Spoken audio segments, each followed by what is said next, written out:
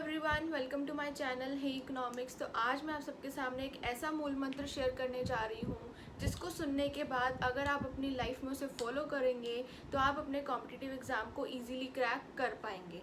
आपका कोई भी कॉम्पिटिटिव एग्ज़ाम हो, UPSC, SSC, NET, PGT, bank PO या फिर SO, CTET, GATE, NEET, JE etcetera, किसी भी एग्ज़ाम के लिए आप प्रिपेयर कर रहे हो तो आपको ये 3 टिप्स फॉलो करनी है। अगर आप इसको फॉलो करेंगे तो आप अपने एग्ज़ाम को इजीली क्रैक कर पाओगे विद 100% श्योरिटी। तो टिप नंबर 1,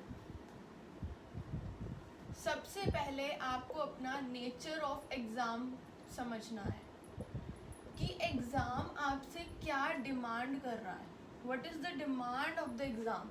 एग्ज़ाम आपसे क्या चाहता है। जब तक आप उसके नेचर को नहीं समझोगे, वो आपसे क्या डिमांड कर रहा है, प्लस आप उसके सिलेबस को पढ़ोगे।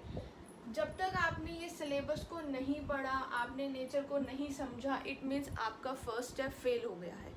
तो फर्स्ट स्टेप क्या है? अब किसी भी एग्ज़ाम की प्रिपरेशन करने के लिए आपको सबसे पहले उसका नेचर समझना है कि वो आपसे क्या डिमांड करता है। वो आपसे कंसेप्चुअल नॉलेज जानना चाहता है, वो आपसे कंटेम्प्रेरी नॉलेज जानना चाहता है, या वो आपकी इंटेलेक्चुअल नॉलेज जानना चाहता है। तो सबसे पहले आप नेचर समझोगे। अब नेचर कैसे समझोगे कि भाई वो आपसे क्या डिमांड कर रहा है, ठीक है। सेकेंड थिंग कि वो उसका सिलेबस क्या है, what is the syllabus of the exam. Syllabus के साथ साथ आप उसका पैटर्न भी स्टडी करोगे।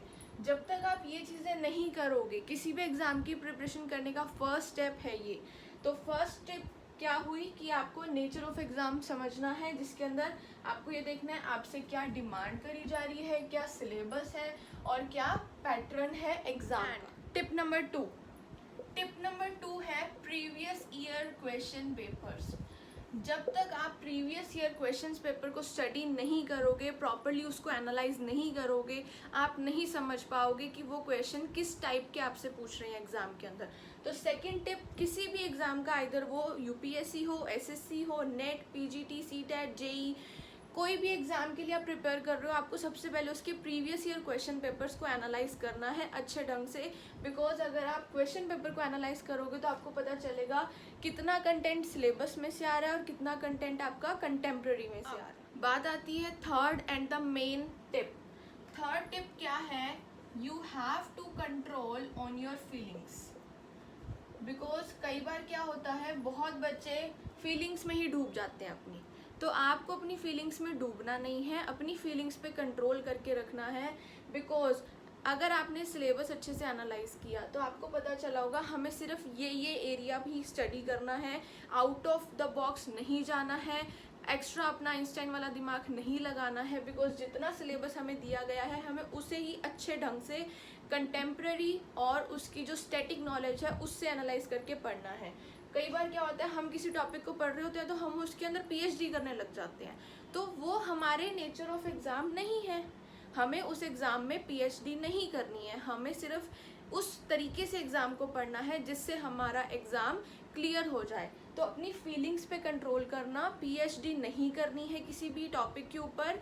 जितना टॉपिक हमें लिमिटेड स्टडी करना है हमारे एग्ज़ाम के पॉइंट ऑफ व्यू से, सिर्फ उतना ही पढ़ना है और उसके आउट ऑफ द सिलेबस नहीं जाना है, ठीक है जी। अब ये तो रही 3 tips to crack the competitive exam. अब इन 3 टिप्स को आप करोगे कैसे?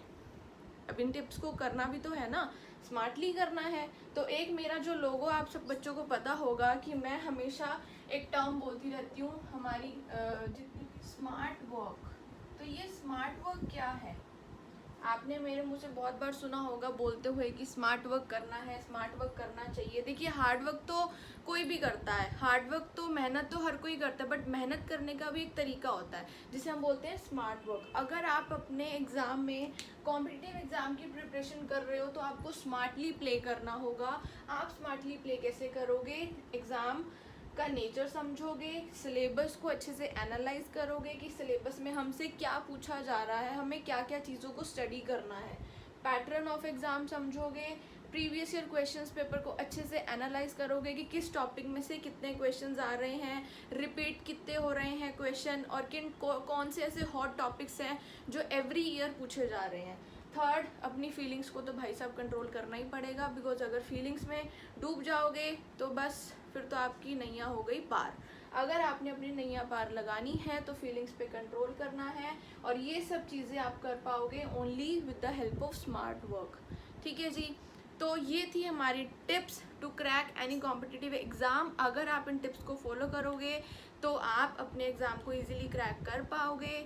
And I hope you like the video, और ज़रूर इसको फॉलो करना एंड कमेंट करके बताना जो भी इस वीडियो को फॉलो करेंगे या इन टिप्स को फॉलो करेंगे क्या ये उनके लिए बेनिफिशियल हुई है या नहीं।